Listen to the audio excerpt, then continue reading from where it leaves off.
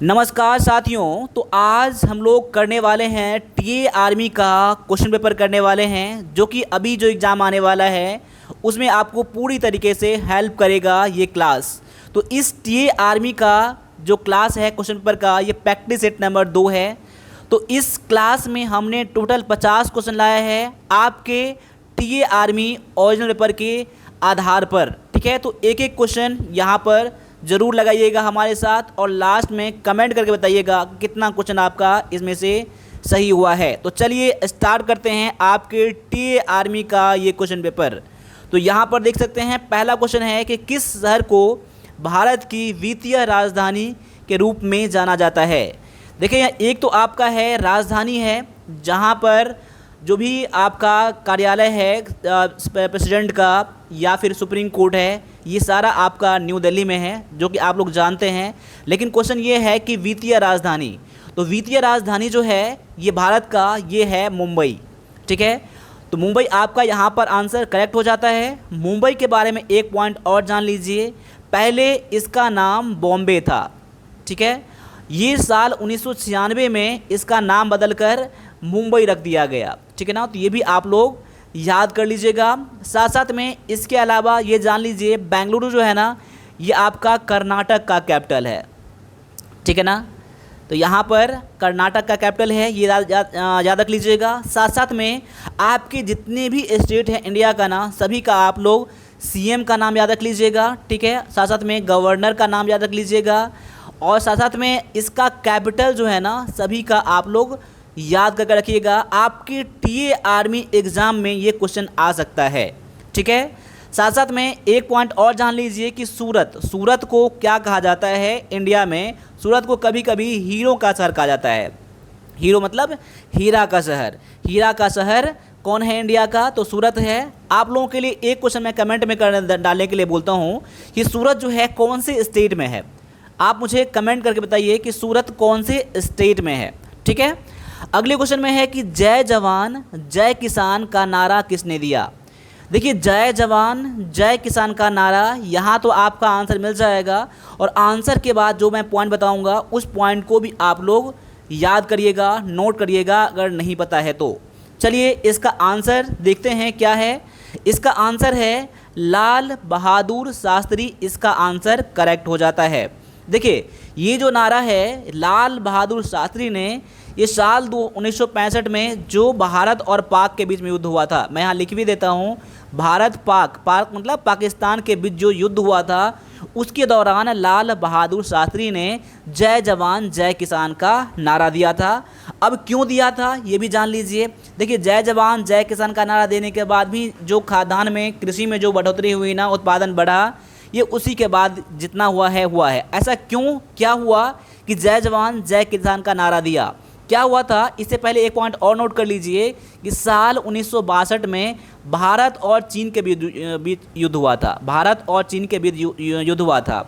उसके बाद से क्या हुआ था, इस युद्ध के बाद भारत अमेरिका से बहुत ज़्यादा खाद्यान्न आयात करता था। अमेरिका से बहुत ज़्यादा खाद्यान्न आता था हम लोगों के पास। ठीक है ना, और साल 1965 में जब भारत और पाकिस्तान के बीच युद्ध हुआ था, उसमें अमेरिका ने भारत देश को, अपने भारत को धमकी दिया था युद्ध बंद करने के लिए। 1965 में जो युद्ध हुआ था, तो अमेरिका ने दिया था भारत को धमकी, युद्ध बंद करो, अगर युद्ध बंद नहीं करोगे तो मैं अनाज जो आपूर्ति जो है मैं ये बंद कर दूंगा। उसी के बाद जय जवान जय किसान का नारा दिया था लाल बहादुर शास्त्री ने। तो सभी पॉइंट को आप लोग याद कर लीजिएगा। ये पॉइंट जो बताया है मैंने, सभी आपके एग्ज़ाम के पॉइंट ऑफ व्यू से आपके टीए आर्मी के लिए बहुत बेस्ट रहने वाला है। साथ साथ में एक पॉइंट और है कि अगर आपको हमारा क्लास अच्छा लग रहा है ना, तो हमारा टेस्ट भी अच्छा लगेगा, जो कि आपके एग्ज़ाम के लिए है। ये आपको वीर पद के एप्लीकेशन पर मिल जाएगा। आगे है कि विश्व का सबसे बड़ा लोकतांत्रिक देश कौन सा है। तो विश्व का सबसे बड़ा लोकतांत्रिक देश जो है ये भारत देश है। ऑप्शन नंबर आपका सी यहाँ पर आंसर करेक्ट हो जाता है। आगे है कि भारतीय संविधान के जनक के रूप में किसे जाना जाता है। तो जाना जाता है इसे डॉक्टर BR अम्बेडकर, यानी कि भीमराव रामजी अम्बेडकर भारत के क्या है, संविधान के जनक माने जाते हैं। तो ऑप्शन नंबर आपका सी यहाँ पर आंसर करेक्ट है। अगले क्वेश्चन को भी लगा लीजिए यहाँ पर, बहुत ही अच्छा सा क्वेश्चन यहाँ पर है कि विश्व का सबसे ऊंचा जलप्रपात कौन सा है। तो विश्व का सबसे ऊंचा जलप्रपात जो है, यहाँ पर ऑप्शन अपना चेक कर लीजिएगा, जहाँ लगे वीडियो को पॉज करना है वहाँ वीडियो को पॉज कर लीजिएगा। यहाँ पर आपका आंसर है ऑप्शन नंबर बी, एंजेला जलप्रपात।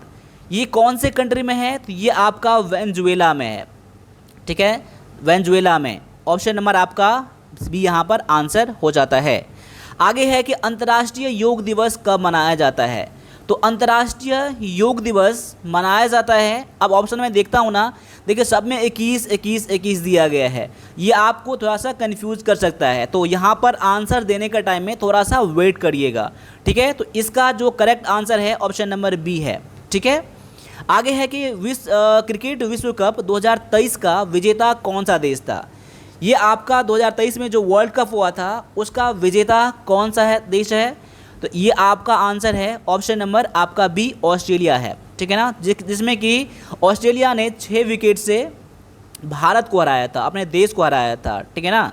ऑप्शन नंबर आपका बी आंसर यहाँ पर हो जाता है। आगे है कि अंतर्राष्ट्रीय श्रमिक दिवस कब मनाया जाता है, यानी कि इंटरनेशनल लेबर डे कब मनाया जाता है। तो ये हर साल 1 मई को मनाया जाता है, ऑप्शन नंबर आपका ए आंसर है। आगे है कि कोणार्क का सूर्य मंदिर किस राज्य में है। देखिए कोणार्क का सूर्य मंदिर जो है ये आपको उड़ीसा में है और ये कोणार्क में ही है, ठीक है ना। तो ऑप्शन नंबर आपका यहाँ पर ए आंसर हो जाता है। ओडिशा में एक पॉइंट और है कि हीराकुंड डैम, सबसे लंबा बांध जो है ना, ऊंचा बांध जो है ना, हीराकुंड डैम कहाँ पर है, हीराकुंड बांध जो है ये आपका ओडिशा में ही है। साथ साथ में चिल्का झील कहाँ पर है, तो मैं सारा पॉइंट नोट करता हूँ आपको। चिल्का झील भी कहाँ पर है, तो उड़ीसा में ही है। तो उड़ीसा से बहुत सारे क्वेश्चन बन जाते हैं आपके एग्जाम के पॉइंट ऑफ व्यू से, तो आप अपने टीए आर्मी के लिए इसको नोट जरूर बनाइएगा, ठीक है ना। अगले क्वेश्चन में है कि भारत के पहले राष्ट्रपति कौन थे। तो भारत के पहले राष्ट्रपति जो थे डॉक्टर राजेंद्र प्रसाद, आपका यहाँ पर आंसर करेक्ट हो जाता है। आगे है कि प्लासी का युद्ध किस वर्ष लड़ा गया था। तो प्लासी का युद्ध जो लड़ा गया था, ये लड़ा गया था आपको 1757 ईस्वी में लड़ा गया था। और ये किसके बीच हुआ था, ये भी आप लोगों को पता होना चाहिए। ये अंग्रेज़ के बीच लड़ा था, अंग्रेज़ और नवाब जो था आपका सिराजुद्दौला था, उनके बीच लड़ा गया था। ईस्ट इंडिया कंपनी में जो भी आपका था, ठीक है ना, जब आया था उसी के बीच में लड़ाई हुआ था, ठीक है ना। ऑप्शन नंबर ए आपका यहाँ पर आंसर है। आगे है कि ओलंपिक खेलों का आयोजन कितने वर्षों के अंतराल पर होता है। तो ओलंपिक खेलों का आयोजन जो होता है ना, हर साल 4 वर्ष के बाद किया जाता है। तो ऑप्शन नंबर आपका यहाँ पर सी आंसर है। भारत छोड़ो आंदोलन किस वर्ष शुरू हुआ था। तो भारत छोड़ो आंदोलन जो स्टार्ट हुआ था ये साल 1942 में हुआ था और इसका नेतृत्व किसने किया था, तो महात्मा गांधी जी ने किया था। आगे है कि प्रसिद्ध चिल्का झील किस राज्य में है। देखिए क्वेश्चन भी आपका आ गया, ठीक है। चिल्का झील कौन से राज्य में है, तो इसका आंसर मैं नहीं बताऊंगा, इसका आंसर मैंने इसी क्लास में बता दिया है। तो क्वेश्चन नंबर 14 का भी आप लोग आंसर कमेंट में कीजिएगा। देखिए मैं उम्मीद करता हूं कि जितना मेहनत से मैं क्लास करवाता हूं ना, उससे ज़्यादा मेहनत से आप लोग क्लास को देख रहे हैं, ठीक है ना। तो इसका आंसर आप लोग कमेंट कीजिएगा। अगर तब भी या तो क्लास को पीछे करके देख लीजिए, या फिर पता है तो कमेंट करिए, नहीं पता है तो सर्च करके इसका कमेंट ज़रूर करिएगा। आगे है कि गेट का पूरा नाम क्या है अंतर्राष्ट्रीय व्यापार के संदर्भ में। तो GATT, ठीक है ना, गेट, ठीक है ना। इसका आंसर डायरेक्टली मैं बता रहा हूँ, इसका आंसर है general agreement on tariff and trade. Tariff और व्यापार पर समन्वय समझौता है। ऑप्शन नंबर आपका ए आंसर है। आगे है कि भारत में सबसे बड़ा रेगिस्तान कौन सा है। तो भारत में सबसे बड़ा रेगिस्तान जो है ये आपका थार रेगिस्तान में है। कहाँ पर है, तो राजस्थान में ये आपका है। आगे है कि श्रीमद् भागवत गीता मूल रूप से किस भाषा में लिखी गई है। मूल रूप से कह रहा है, वैसे तो अब आपको बहुत सारे लैंग्वेज में मिल जाएंगे, बहुत सारी भाषा में, लेकिन मूल रूप से जो लिखा गया था ये लिखा गया था संस्कृत में लिखा गया था। तो ऑप्शन नंबर आपका सी आंसर है। यहाँ पर एक क्वेश्चन और बन जाता है आपका कि श्रीमद् भागवत गीता जो है किसके द्वारा लिखा गया था, ठीक है। तो श्रीमद् भागवत गीता जो लिखा गया था ये वेद व्यास के द्वारा लिखा गया था, ये भी आप लोगों को पता होना चाहिए। आगे है कि भारतीय सेना की उत्तरी कमान का मुख्यालय कहाँ है। तो भारतीय सेना का उत्तरी कमान का जो आपका हेडक्वार्टर है ये आपका उधमपुर में है, ठीक है ना। अब सेना की बात आती है तो सेना दिवस के बारे में याद रख लीजिए। तो सेना दिवस कब मनाया जाता है, ये भी आपके एग्जाम में आ चुका है, आप लोगों को पता होगा। अगर पता है तो ठीक है, नहीं पता है जिनको, आप नोट कर लीजिए। ये 15 जनवरी को हर साल सेना दिवस मनाया जाता है। ऑप्शन नंबर आपका ए इस क्वेश्चन का आंसर था। आगे है कि भारतीय सेना का मुख्यालय कहाँ पर है। देखिए यहाँ पर थोड़ा सा क्वेश्चन जो है, चलिए यहाँ दिल्ली आपका आंसर यहाँ पर हो जाता है, ठीक है। आगे है कि संयुक्त राष्ट्र दिवस कब मनाया जाता है। तो संयुक्त राष्ट्र दिवस हर साल यहाँ पर, ऑप्शन देखिए यहाँ पर 24-24-24 दिया गया है, तो आंसर थोड़ा सा कंफ्यूज यहाँ पर कर देगा आपको, लेकिन आपको ठीक से देखना है, ये 24 अक्टूबर को आपका यहाँ पर आंसर हो जाएगा। आगे है कि कौन सा विटामिन खट्टे फलों में प्रचुर मात्रा में पाया जाता है। देखिए आपके टीए आर्मी में सिलेबस के अकॉर्डिंग आपको 20 क्वेश्चन पूछा जाएगा, जीके से पूछा जाएगा, सामान्य ज्ञान से पूछा जाएगा, ठीक है। और आपका टी आर्मी में 15 क्वेश्चन आपके साइंस से पूछे जाएंगे और 15 क्वेश्चन आपके मैथ का क्वेश्चन पूछा जाएगा, ठीक है। तो देखिए एक पॉइंट में और मैं कहना चाहता हूँ आपके एग्जाम के लिए कि टी आर्मी का जो सिलेबस है ना, सिलेबस को बढ़िया से देखिएगा, ठीक है ना। जब तक सिलेबस को बढ़िया से नहीं देखेंगे ना, तो आप अपने एग्जाम की तैयारी बहुत बढ़िया तरीके से नहीं कर सकते हैं, ठीक है ना। अगर बोलिएगा तो मैं टी आर्मी का मैं बिल्कुल एक्सप्लेन करके डिटेल में मैं सिलेबस ला दूंगा, ठीक है ना। तो यहाँ पर क्वेश्चन है कि खट्टे फलों में कौन सा विटामिन पाया जाता है ज़्यादातर, ये होता है विटामिन सी पाया जाता है। मानव शरीर का सामान्य तापमान कितना होता है। तो मानव शरीर का तापमान जो होता है ना, ये 97 से लेकर 99 तक होता है सामान्य तापमान, लेकिन आपको आंसर 98 के आसपास मिल जाएगा। तो 98.6 डिग्री फ़ारेनहाइट। कभी कभी आपको यहाँ पर डिग्री सेल्सियस भी दे देगा, तो वहाँ पर ये गलत हो जाएगा। तो यहाँ पर फ़ारेनहाइट याद रखिएगा, एफ मतलब, ठीक है, डिग्री सेल्सियस में नहीं हो पाएगा, ठीक है ना। चलिए आगे है कि ध्वनि को मापने का इकाई क्या है। ध्वनि को मापने का इकाई क्या है, तो ये आपका डेसिबल है, ठीक है। आगे है कि किस ग्रह को लाल ग्रह कहा जाता है। तो मंगल ग्रह को लाल ग्रह कहा जाता है। और बृहस्पति जो है ना, सबसे बड़ा ग्रह कौन सा है, ठीक है, तो ये बृहस्पति ग्रह है। सबसे छोटा ग्रह कौन सा है, तो बुध, ठीक है ना। सैटर्न जिसे हम लोग कहते हैं, सैटर्न नहीं कहते हम लोग, बुध ग्रह कहते हैं, ठीक है ना। तो यहाँ पर याद रख लीजिएगा, बृहस्पति जो है ना सबसे बड़ा ग्रह है, ठीक है ना। और सबसे पास का जो ग्रह है ना, ये आपका बुध ग्रह है, ठीक है। चलिए आगे है कि एक स्वस्थ व्यक्ति का रक्तचाप कितना होता है, यानी कि ब्लड प्रेशर जो होता है ना, कितना होता है। तो ये होता है आपका 100, यहाँ पर पॉइंट देखिए, यहाँ पर 80 भी दिया गया है, 120 भी दिया गया है, 120 और 80 दिया गया है यहाँ पर। तो थोड़ा सा यहाँ पर कन्फ्यूजन पैदा कर सकता है आपको, तो यहाँ पर भी थोड़ा सा आराम से देखिएगा, 120-80 आप लोग याद रख लीजिएगा, ठीक है ना। चलिए आगे है कि जल का रासायनिक सूत्र क्या है। जल का रासायनिक सूत्र क्या है, तो जल का रासायनिक सूत्र जो होता है ना, ये आपका H2O होता है। सबसे हल्की गैस कौन सी है, तो सबसे हल्की गैस जो है ना आपका हाइड्रोजन है। ऑप्शन नंबर आपका सी आंसर है। विद्युत धारा को मापने के लिए किस उपकरण का उपयोग किया जाता है। तो विद्युत धारा को मापने के लिए जो उपकरण यूज़ किया जाता है, ये होता है आपका एमीटर होता है। ऑप्शन नंबर आपका बी यहाँ पर आंसर करेक्ट हो जाता है, ठीक है। यहाँ पर है वोल्ट मीटर। तो वोल्ट मीटर किसको, वोल्टेज को मापने के लिए किया जाता है, ठीक है ना। जो विद्युत परिपथ के बीच जो होता है ना, वोल्टेज को मापने के लिए किया जाता है। वैसे इस क्वेश्चन का आंसर ऑप्शन नंबर यहाँ पर बी हो जाता है। आगे है कि कोशिका का पावर हाउस किसे कहा जाता है। कोशिका का पावर हाउस किसे कहा जाता है, तो ये इसका आंसर है माइटोकॉन्ड्रिया। ऑप्शन नंबर आपका बी यहाँ पर आंसर हो जाता है। किस वैज्ञानिक ने गुरुत्वाकर्षण का सिद्धांत दिया था। कौन से वैज्ञानिक ने गुरुत्वाकर्षण का सिद्धांत दिया था। तो एक एक क्वेश्चन करना है आपको अपने टी आर्मी के लिए। तो यहाँ पर आपका क्वेश्चन है आइजैक न्यूटन, आपका यहाँ पर आंसर करेक्ट हो जाता है। आगे है कि रेबीज किस कारण होता है।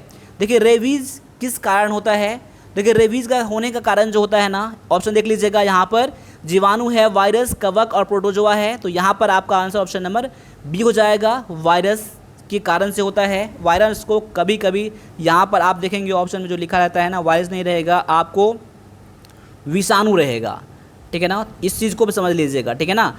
और ये जो होता है ना आपका कौन से विषाणु कारण होता है, तो इसे कहते हैं रेबीज, ठीक है। लाइसा वायरस याद रख लीजिएगा, वायरस, ठीक है ना। लाइसा वायरस एक साथ दोनों होता है, ठीक है ना। रेबीज, लाइसा वायरस, ये क्या होता है ना, कुत्ते काटने से होता है, ठीक है ना। आगे है कि पौधे में भोजन का परिवहन किसके द्वारा होता है। तो पौधे में भोजन का परिवहन जो होता है ना, यहाँ पर ऑप्शन में बी में दिया गया है, ये फ्लोएम के द्वारा होता है। आगे है कि किस धातु का उपयोग थर्मामीटर में किया जाता है, तो यहाँ पर पारा का उपयोग किया जाता है। ऑप्शन नंबर आपका सी यहाँ पर आंसर करेक्ट हो जाता है। सूर्य के प्रकाश में कितने रंग होते हैं, तो सूर्य के प्रकाश में जो रंग होते हैं यहाँ ऑप्शन में देख लीजिए, थोड़ा सा टाइम ले लीजिए, यहाँ पर आपका आंसर ऑप्शन नंबर यहाँ पर सी हो जाता है।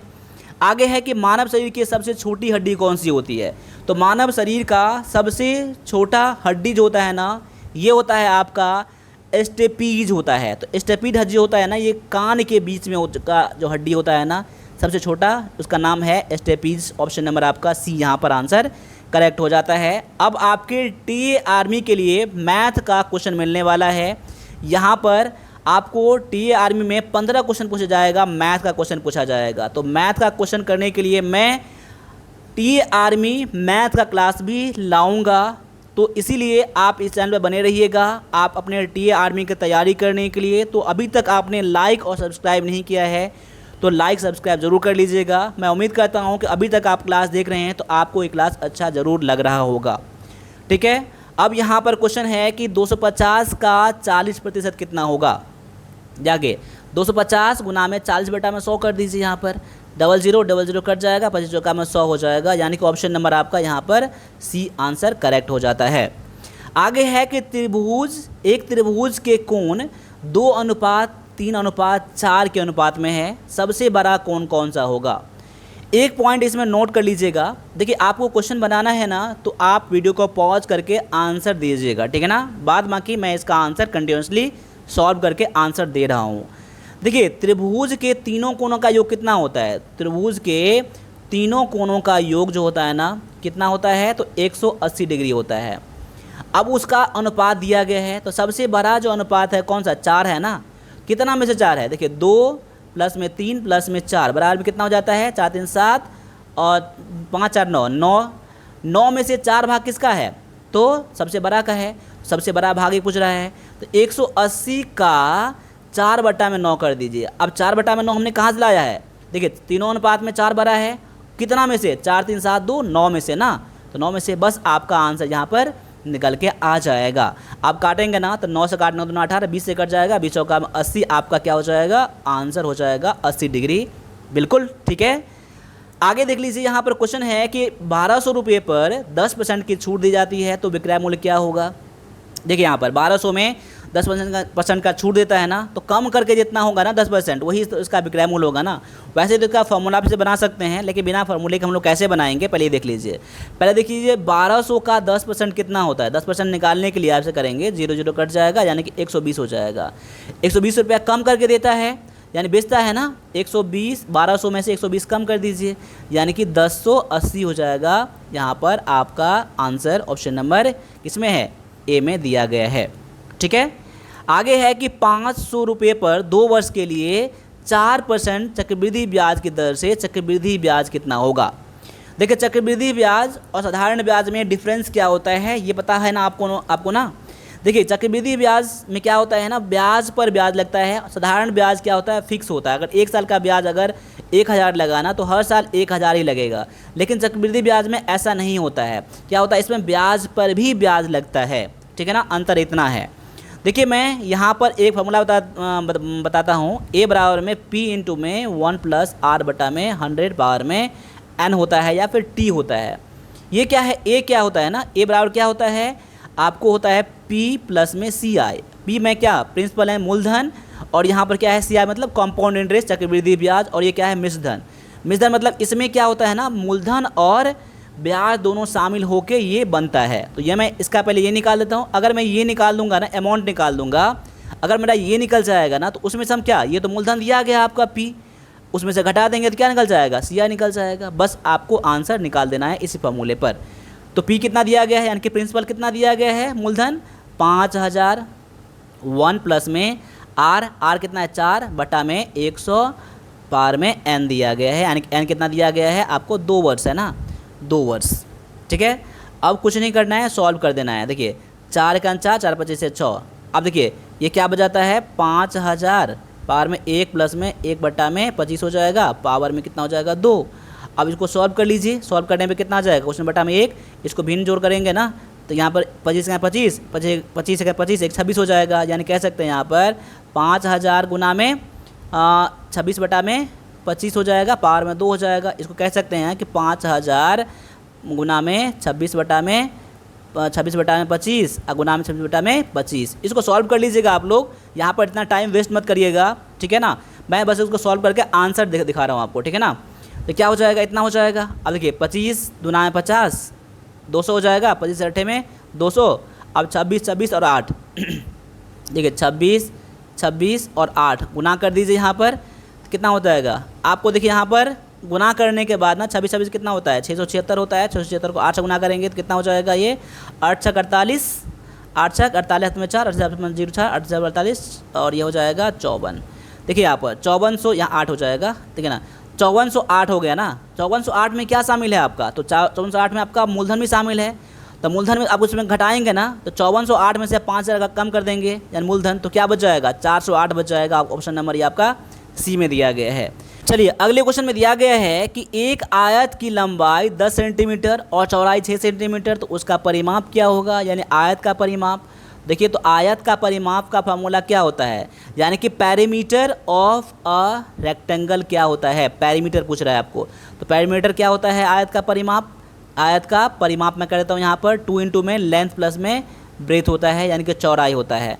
तो यहाँ पर आपको लेंथ भी दिया गया है 10 और चौड़ाई दिया गया है 6 दिया गया है। तो 2 इंटू में 10 प्लस में 6 बराबर में क्या हो जाएगा, 2 गुना में 10 16 हो जाएगा, यानी कि 32 हो जाएगा। आपका आंसर ऑप्शन नंबर ये बी में दिया गया है। आगे है कि यदि 2x - 7 बराबर में 9 है तो x का मान कितना है। देखिए 2x - 7 बराबर 9 है ना, 2x बराबर क्या हो जाएगा, इसको आप इस तरफ करेंगे ना, देखिए नंबर वाले को एक जगह करेंगे तो 9, अब ये माइनस में था, इस तरफ किस में आ जाएगा, प्लस में आ जाएगा। तो 2x बराबर कितना हो जाएगा 16, x बराबर कितना हो जाएगा 16/2, काट कितना हो जाएगा 8। आपका आंसर ऑप्शन नंबर ये बी में दिया गया है। आगे है कि 1 से 50 तक की संख्याओं में कितनी आभाज्य संख्याएं हैं। देखिए आभाज्य संख्या होता है क्या, पहले ये पता होगा तभी इसका आंसर कर सकते हैं। ऐसा संख्या जो एक और खुद के अलावा किसी से नहीं कटे, यानी कह सकते हैं कि वो एक और जो भी रहेगा, जो भी संख्या रहेगा वो इसके अलावा किसी और संख्या से नहीं कटेगा ना, वैसी संख्या क्या कहलाता है, आभाज्य संख्या कहलाता है। तो देखिए पहला 2, देखिए 2 1 से कटता है और 2 से कटता है, इसके अलावा किसी से नहीं कटता है ना, ये आपका आभाज्य संख्या हो गया। इसके बाद 3, देखिए 3 क्या 1 से कटता है और 3 से कटता है और किसी से कटता है, नहीं कटता है। वैसे क्या है 5, वैसे 7, वैसे 11 13 15 16 17, यहाँ पर 19 21 22 23 24 25 26 27 28 29 30 31 32 33 34 35 36 37 38 39 40 41 42 43 44 45 46 47। देखिए यहाँ पर इतने संख्या है 1 2 3 4 5 6 7 8 9 10 11 12 13 14 15, यानी कि 15 संख्याएँ, 1 से लेकर 50 तक में 15 संख्याएँ हैं जो आभाज्य संख्या हैं। तो आपका आंसर क्या हो जाएगा, 15 हो जाएगा आपका आंसर। देखिए आपको हर बार नहीं करना पड़ेगा, अब आपको एक बार पता चल गया ना 1 से लेकर 50 तक में कितनी आभाज्य संख्याएँ हैं, 50, आपको याद हो जाएगा। एक बार और याद कर लीजिएगा 1 से लेकर 100 तक में कितनी आभाज्य संख्याएँ हैं, उसको भी एक बार देख लीजिएगा और यहाँ पर काउंटिंग करके रख लीजिएगा। आगे है कि 24 36 और 48 का लघुत्तम समवर्तक यानी कि एलसीएम क्या होगा। देखिए आपको जैसे बनाना है बना लीजिए, मैं आपको ऐसे बना के दिखाता हूँ। यहाँ पर इसका और भी तरीका आसान है, लेकिन आपका अधिक डिफ़िकल्ट क्वेश्चन नहीं आएगा, इसलिए मैं आपको फॉर्मूले पर नहीं बताऊँगा इसको, ठीक है ना। देखिए पहले 2 से लगा लीजिए, 2 से निकालेंगे ना तो कितना हो जाएगा 12 और यहाँ पर हो जाएगा आपका ये हो जाएगा 18, यहाँ हो जाएगा 24। अब फिर से आपको यहाँ पर 2 से लगाना पड़ेगा, 2 से यहाँ पर 6 9 और यहाँ पर 12, फिर 2 से लग जाएगा यहाँ पर, तो 2 से लगाएंगे कितना हो जाएगा 2 3 6, 9 का 9 रहेगा, 2 और 2 6 12। अब यहाँ पर 3 से लगेगा, यहाँ पर 3 1 3, 3 3 9, 3 नाम 6, अब नहीं लगेगा ना। अब क्या बच जाएगा, देखिए 2 गुना में 2 गुना में 2 गुना में 3 गुना में 3 गुना में 2।